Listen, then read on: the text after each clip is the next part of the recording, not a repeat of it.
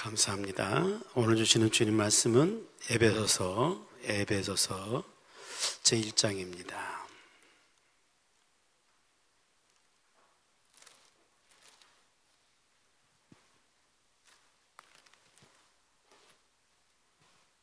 (3절부터) 6절까지 말씀입니다. 에베소서 1장 3절에서 6절까지 말씀, 우리 다 같이 합독하시겠습니다. 찬송하려다 하나님 곧 우리 주 예수 그리스도의 아버지께서 그리스도 안에서 하늘에 속한 모든 신령한 복을 우리에게 주시되, 곧 창세전에 그리스도 안에서 우리를 택하사 우리로 사랑 안에서 그 앞에 거룩하고 흠이 없게 하시려고 그 기쁘신 뜻대로 우리를 예정하사 예수 그리스도로 말미암아 자기의 아들들이 되게 하셨으니, 이는 그가 사랑하시는 자 안에서 우리에게 거저주시는 바 그의 은혜의 영광을 찬송하게 하려는 것이라. 아멘. 할렐루야. 믿는 자는 멸망치 않습니다. 믿는 자는 영생을 얻습니다. 그 기쁨 속에 살아가기를 축복합니다. 오늘도 여전히 유머로서 말씀을 시작하겠습니다. 어느 치과에 서 있었던 일입니다. 그 치과에 한 사람이 치아를 빼기 위해서 찾아왔습니다.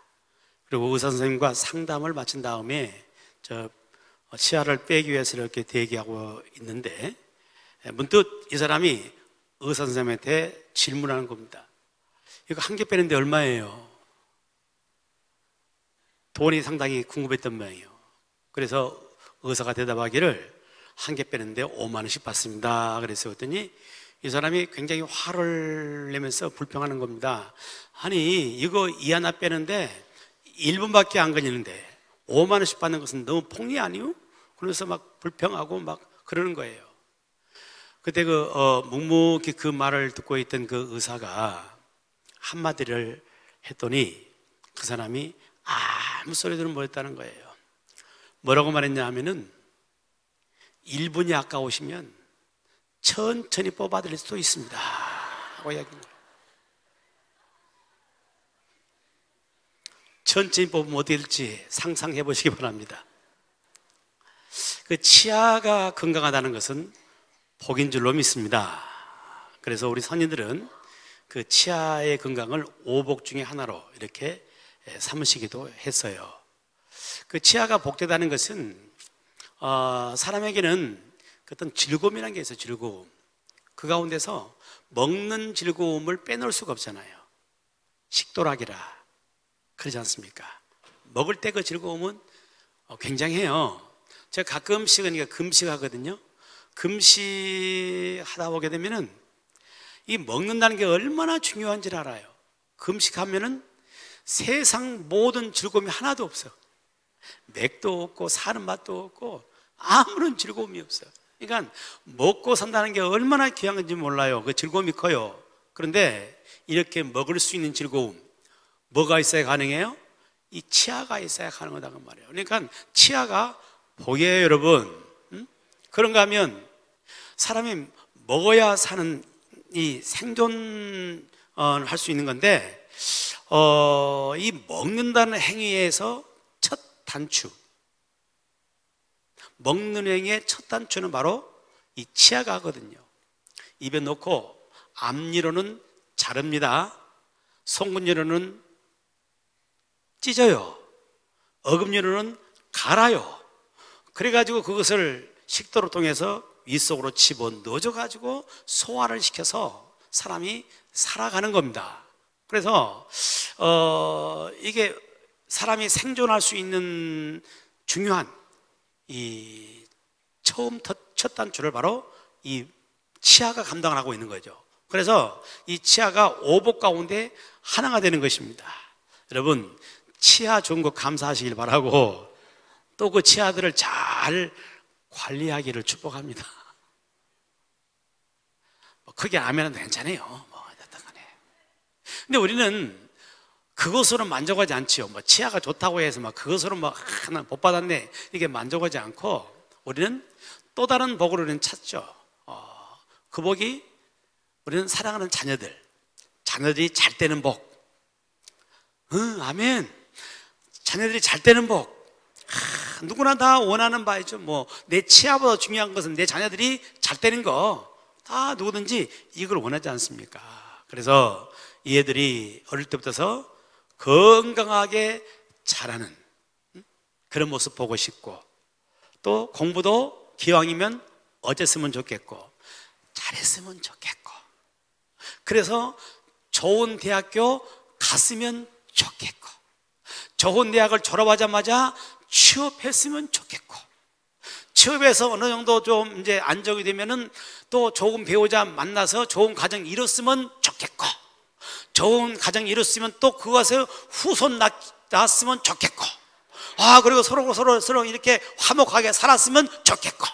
우리 자녀들에 대한 이런 이 복된 마음들은 한도 끝도 없잖아요. 한도 끝도 없이 우리 자녀들이 잘 되기를 바라는 마음, 모든 부모의 마음인 줄로 믿습니다.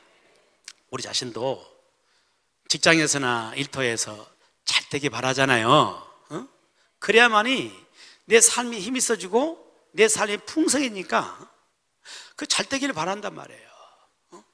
우리의 바람대로 하나님의 축복 가운데서 여러분 자녀들이 잘 되기를 축복하고, 또한 여러분의 직장과 일터가 풍성해지는 귀한 은혜의 길을 축원합니다.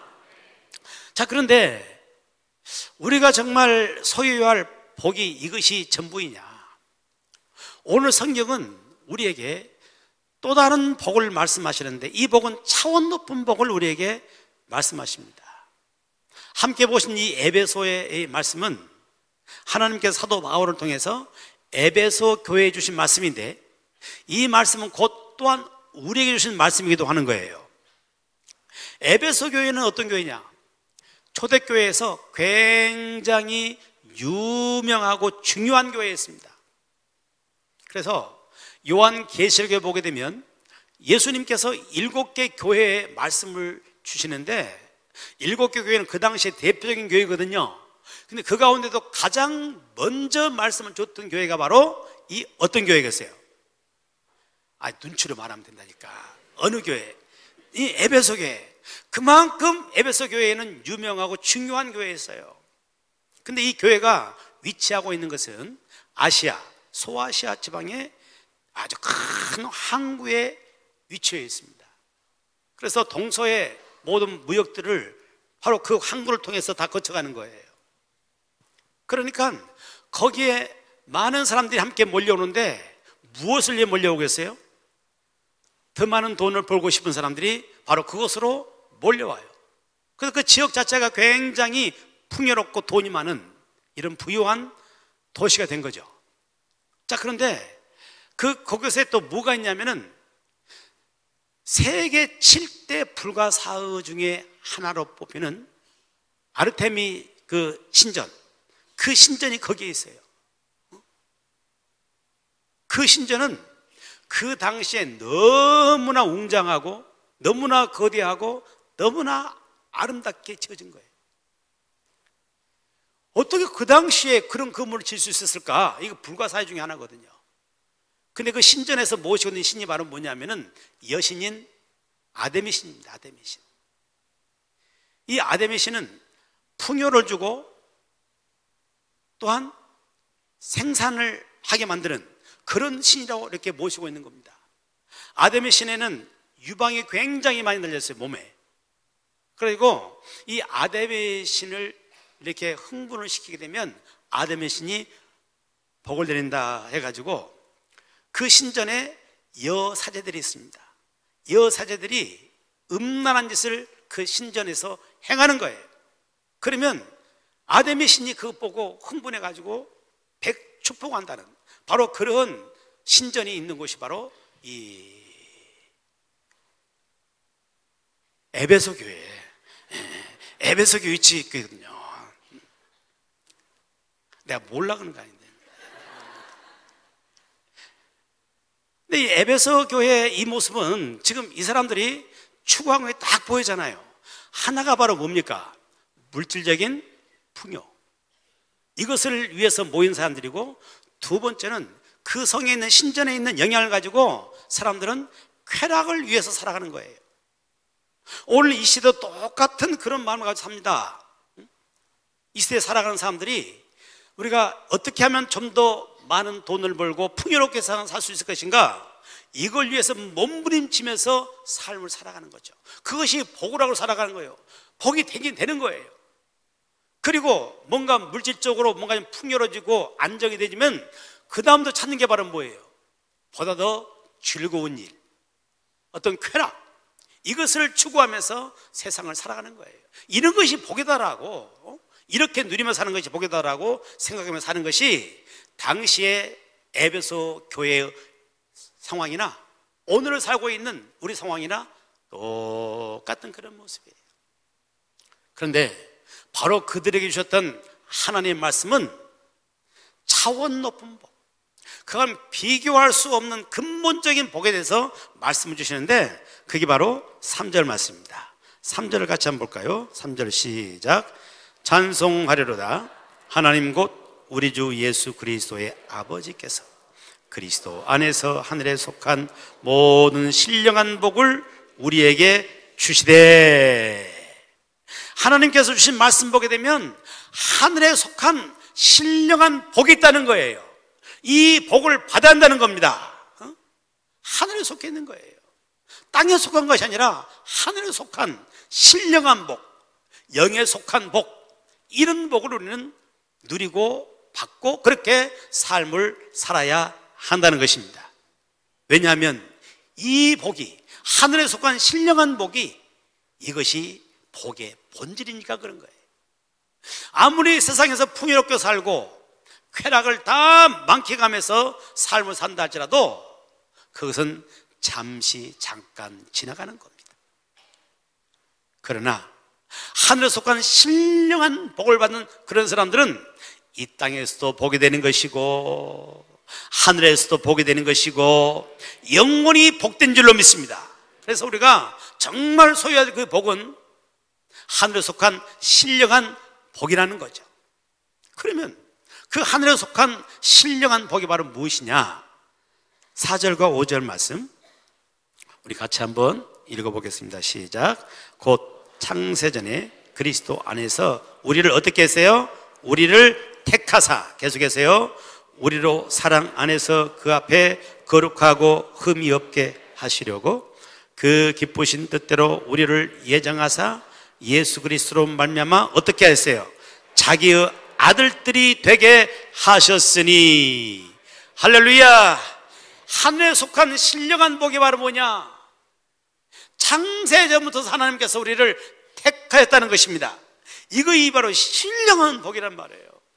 하나님의 택함 받은 것. 여러분, 뭔가에 택함 받는다는 것은 그렇게 쉬운 것이 아닙니다. 우리 여성들이 시장에 장 보러 가잖아요. 가서 뭔가 어떤 물건을 고를 때 그냥 아무거나 막 고릅니까? 절대로 안 그러죠. 하다못해 콩나물 하나 고르더라도 그냥 아무거나 그냥 고른 게 아니고 그 가운데 고르고 또 고르고 또 고려가지고 선택하잖아요. 그죠? 얼마나 고르는데 신중을 다하는지 옷가게 가면 알아. 옷가게 가면은 이 옷 입었다가 벗고 이 옷 입었다가 벗고 막 벗고 걸쳐놓고 벗고 걸쳐놓고 그냥 그래놓고 그냥 가버려. 안 맞으면 그냥 주인은 얼마나 속 뒤집어질 거예요. 그런데 그래도 못 사는 거예요. 안 맞는 데 사겠어요. 선택이라는 것은 그렇게 만만한 게 아니에요. 우리가 하나님 앞에 선택받았다는 것은 놀랍고 큰 축복인 줄로 믿습니다. 그런데 우리를 택하사 어떻게 하셨느냐? 하나님의 아들들이 되게 하셨으니. 하나님의 아들들이 되게 하였으니. 여성들은 잘 아멘 안 하시는 것 같아. 하나님의 딸들이 되게 하였으니. 합해서 하나님의 자녀가 되게 하였으니. 내가 하나님의 자녀가 됐다는 것, 이것은 신령한 복이요, 본질적인 복이요, 최고의 복인 줄로 믿습니다. 내가 하나님의 자녀라고 하면 하나님은 나의 아버지세요. 세상 모든 만물을 창조하시고 온 세상을 다스리시는 그 하나님이 나의 아버지세요. 그 하나님이 나를 사랑하십니다. 그 하나님이 내가 어디 가든지 나와 함께 하십니다. 그 하나님 나를 영원까지 나를 이끌어 가십니다. 이게 바로 신령한 복이에요. 하나님의 자녀가 됐다는 것, 너무너무 놀라운 축복인 줄로 믿습니다. 그래서 이 사실을 너무 마음 깊이 알고 있던 다윗은요, 그가 죄를 범하잖아요. 밧세바를 범하는 죄를 범합니다. 그리고 하나님 앞에 나와서 통에 잡아가면서 회개의 눈물을 흘리는 거예요. 다윗이 통에 잡아가면서 회개의 눈물을 흘릴 때 그 속에 두려움이 있었어요. 어떤 두려움이냐? 자신의 잘못이 모든 사람이 드러나가지고 왕위에서 이제는 내려올 수밖에 없는 것, 이거에 두려웠던 것이 아니에요. 자기의 잘못이 사람들 앞에 드러나가지고 그동안 쌓아왔던 자기의 명예가 이제 추락하는 것, 이거에 두려웠던 것도 아니에요. 그가 두려웠던 것은 시편 51편을 보게 되면 뭘 두려웠느냐? 나를 주 앞에서 쫓아내지 마시고 주의 성령을 내게서 거두지 마시옵소서. 나를 주님 앞에서 멀리하지 마시고 주의 성령을 거두지 마옵소서. 하나님 앞에 간절히 부르짖어 간구합니다. 하나님, 나를 주 앞에서 쫓아내지 마시고 주의 성령을 내게서 거두지 마시옵소서. 하나님이 나를 버리신다면 내가 어떤 존재가 되는지를 다윗은 너무나 잘 알고 있습니다. 하나님의 자녀가 된 것은 다윗이 왕이 된 것보다도 귀한 것이고 평생 쌓았던 자신의 명예보다 귀한 것이 하나님의 자녀됨의 축복인 줄로 믿습니다. 여러분, 하나님께서 저와 여러분들을 하나님의 자녀로 삼아 주셨습니다. 예수 그리스도의 보혈의 피로 말미암아 우리를 하나님 자녀로 삼아 주셨습니다. 이 땅의 생을 사는 동안에 나는 하나님의 자녀라고는 당당함을 가지고 세상을 살아가기를 축복합니다. 세상살이 살아가는 가운데 그 어떤 유혹이 내게 온다 할지라도 하나님의 자녀됨을 절대로 빼앗기지 않는 그런 삶을 살 수 있기를 축복하고, 하나님의 자녀됨의 이 귀한 자리를 지켜갈 수 있는 저와 여러분의 삶이 될 수 있기를 주님의 이름으로 축원합니다. 여러분, 그렇다면 하나님께서 왜 저와 여러분들을 하나님의 자녀로 택하셨을까? 우리를 하나님 자녀를 삼으셨을까? 그 이유가 바로 무엇일까? 오늘 성경이 우리에게 또 말씀하십니다. 4절을 다시 한번 봅니다. 곧 창세전에 그리스도 안에서 우리를 택하셨어요. 택하셔서 어떻게 하시려고? 우리로 사랑 안에서 그 앞에 거룩하고 흠이 없게 하시려고. 아멘. 하나님이 저와 여러분들을 하나님의 자녀로 택하신 그 이유는 우리를 거룩하고 흠이 없는 하나님 백성 삼기 위해서 저와 여러분을 택하신 줄로 믿습니다. 거룩하고 흠이 없는 백성, 그게 바로 뭐겠습니까? 아무런 잘못이 없는 그 온전한 그 상태. 물론 우리는 그럴 수가 없습니다. 우린 죄성이 있기 때문에 없어요. 그래서 거룩하고 흠이 없는 백성이 되간다는 것은 무엇을 말하냐면은 우리가 예수 그리스도를 믿고 주님을 지속적으로 닮아간다는 겁니다. 내 자신 속에 여러 가지 죄성이 있고 부족한 모습이 있고 실수만 있지만은 끊임없이 예수님을 닮아가면서 나를 변화시켜가는 삶, 이게 바로 거룩하고 흠이 없는 삶을 살아가는 거예요. 우리 신앙은 하나님의 자녀가 됨으로 끝난 게 아니야. 이건 시작이에요. 자녀로 태어난 거예요. 태어났으면 자라가야 되는 것입니다. 이 자라는 것을 성화라 그러는 건데, 그 성화의 초점은 바로 예수 그리스도를 닮아가는 것입니다. 예수님의 인격을 닮아가는 것이고, 예수님의 사역을 닮아가는 것이고, 그분을 점점 닮아가는 겁니다. 그러므로 내가 하나님의 자녀가 되었으면은 이제 이후로는 지속적으로 예수님을 닮아가야 하는 거예요. 끊임없이 그 주님을 닮아가야 하는 것입니다. 하나님이 이것을 우리에게 원하신 거예요. 가끔 믿음의 길을 걸어가다가 우리의 고난이 찾아올 때가 있어요. 참 힘들고 어려운 일을 만날 때가 있습니다. 그럴 때 우리 마음속에는 하나님 향한 수많은 질문들이 막 떠오릅니다. 하나님, 왜 나에게 이렇게 어려움을 주십니까?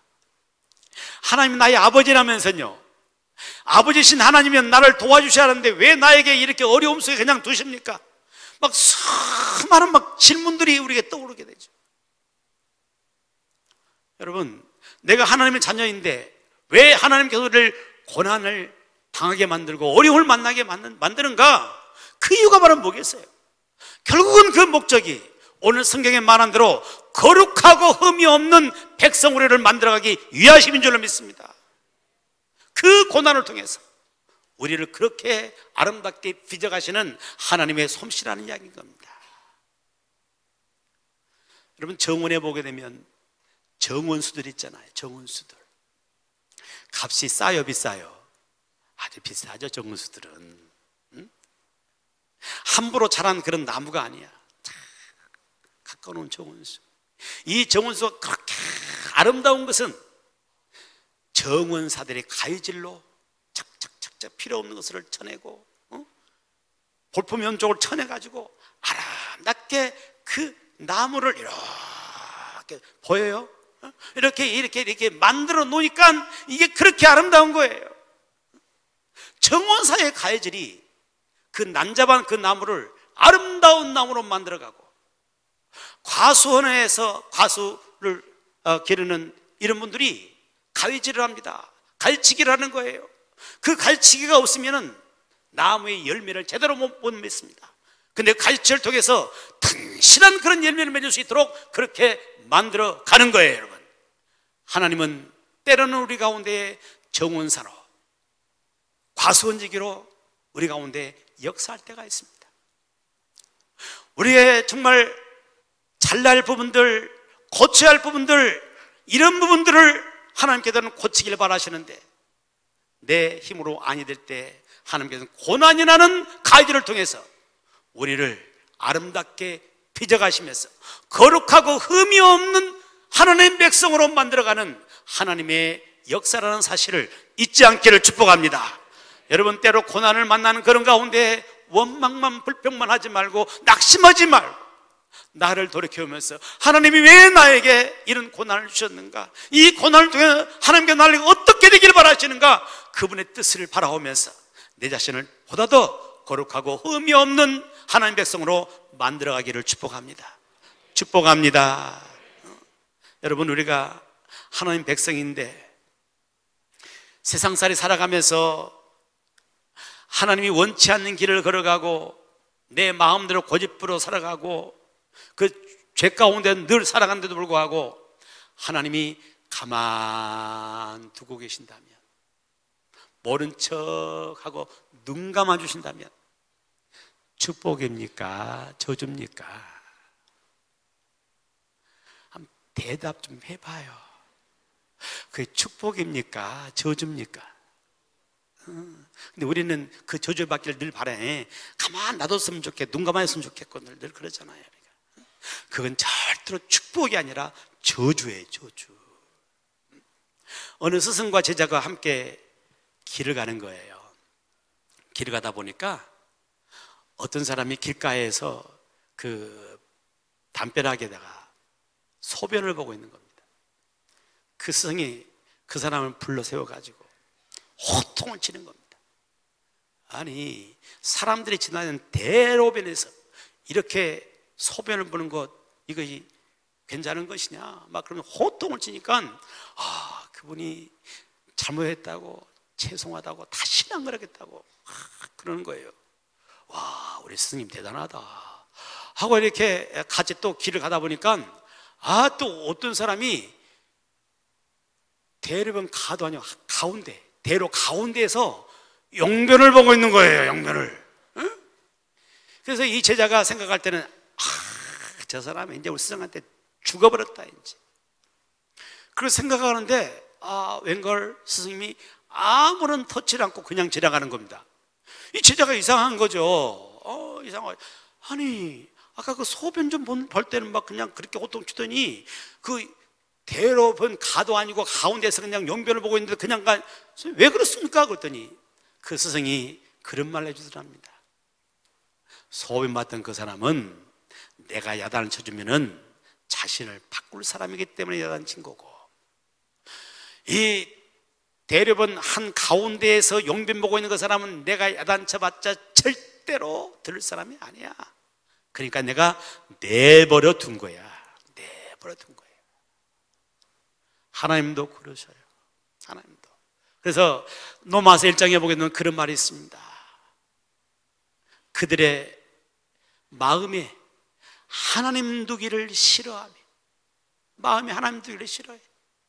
그래서 그 상실된 마음대로 내버려 두사 합당치 못한 일을 하게 하시니라.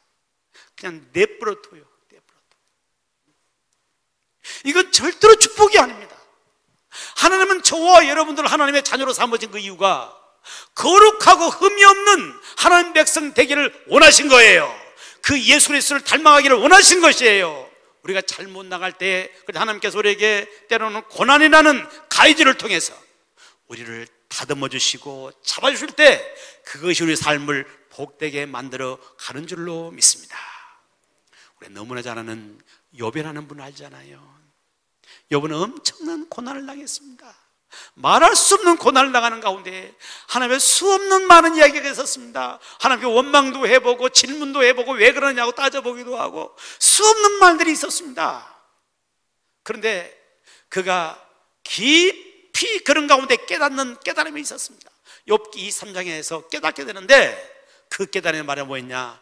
나의 가는 길을 그가 아시나니, 나의 가는 길을 그가 아시나니, 그가 나를 단련하신 후에는 나를 전같이 나오게 하려로다. 나를 순금같이 나오게 하려로다. 나의 가는 길을 하나님이 아십니다. 아세요. 그래서 하나님이 나를 이 고난이라는 용광로를 통해서 나를 단련시키고 훈련시키고 그래가지고 나의 모든 불순물을 빼내면서 순금처럼 전금처럼 그런 거룩하고 흠이 없는 백성으로 만들어 가신다는 거예요. 여러분, 때로 주님을 믿고 따라가는 그런 가운데에 우리가 그냥 고난에 찾아올 때 그것 때문에 낙심하지 마세요.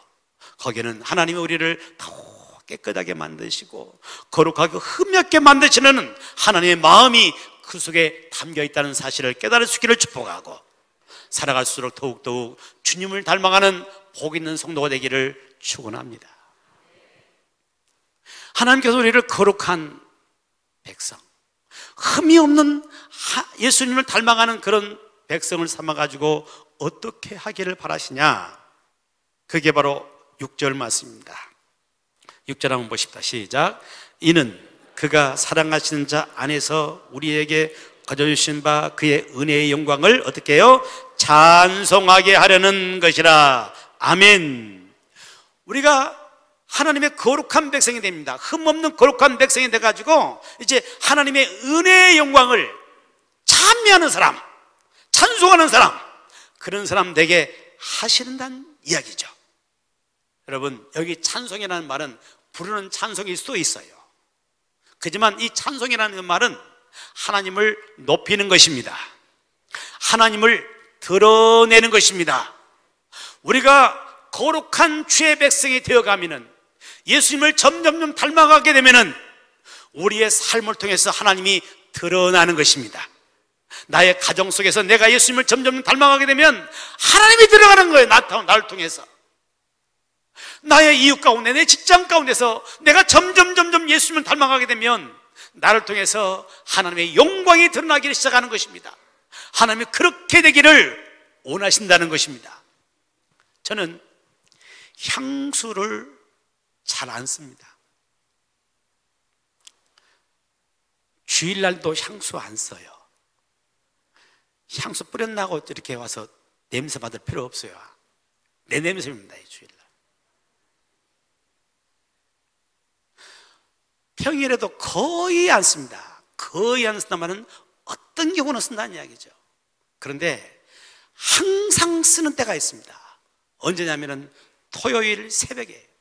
토요일 새벽에는 우리 성도들에게 제가 안수기도하는 날입니다. 근접한 상황에서 안수기도 하죠. 혹시나 나의 어떤 꿀인 냄새가 날까 봐서. 그래서 나오기 전에 토요일 날은 치카도 다 하고 옷도 깨끗이 입고 또 그리고 그냥 향수 착착착 나와가지고 안수기도 하거든요. 여러분, 인생을 살아가면서 내가 하나님의 자녀이면서도